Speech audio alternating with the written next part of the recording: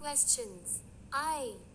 The thought came to a certain king that he would never fail if he knew three things. These three things were: what is the right time to begin something?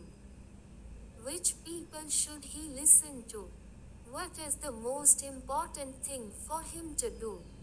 The king, therefore, sent messengers throughout his kingdom, promising a large sum of money to anyone who would answer these three questions.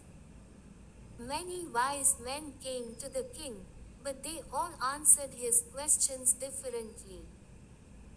In reply to the first question, some said the king must prepare a timetable and then follow it strictly. Only in this way, they said, could he do everything at its proper time. Others said that it was impossible to decide in advance the right time for doing something.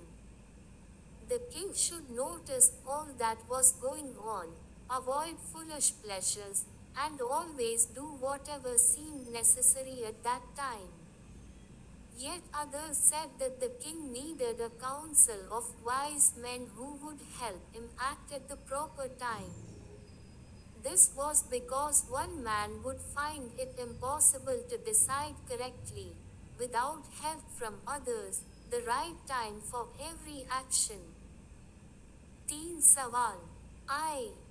एक राजा के मन में यह विचार आया कि अगर उसे 3 बातें पता हो तो वह कभी असफल नहीं होगा। ये 3 बातें थीं। किसी काम को शुरू करने का सही समय क्या है? उसे कन लोगों की बात सुननी चाहिए। उसके लिए सबसे जरूरी काम क्या है? इसलिए राजा ने अपने राज्य में दूत भेजे और वादा किया कि जो कोई भी इन 3 सवालों का जवाब देगा उसे एक बड़ी रकम दी जाएगी। कई बुद्धिमान लोग राजा के पास आए, लेकिन सभी ने उसके सवालों का अलग अलग जवाब दिया। पहले सवाल के जवाब में, कुछ लोगों ने कहा कि राजा को एक समय सारणी बनानी चाहिए और फिर उसका सख्ती से पालन करना चाहिए। उन्होंने कहा कि केवल इस तरह से ही वह हर काम अपने सही समय पर कर सकता है। दूसरों ने कहा कि किसी काम को करने का सही समय पहले से तय करना असंभव है।